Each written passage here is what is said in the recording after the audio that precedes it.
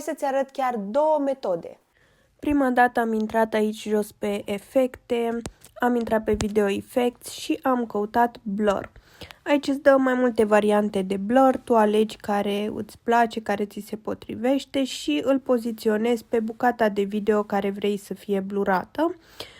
Apoi, pur și simplu, am generat textul cu autosubtitrare, am ales fontul pe care l-am vrut și am mers pe BC Edit ca să aranjez puțin textul, astfel încât propozițiile să aibă sens. Am dezactivat aici Apply to All ca să pot doar această bucată de text să o trag, să-i schimb culoarea, să nu îmi afecteze celelalte părți ale textului.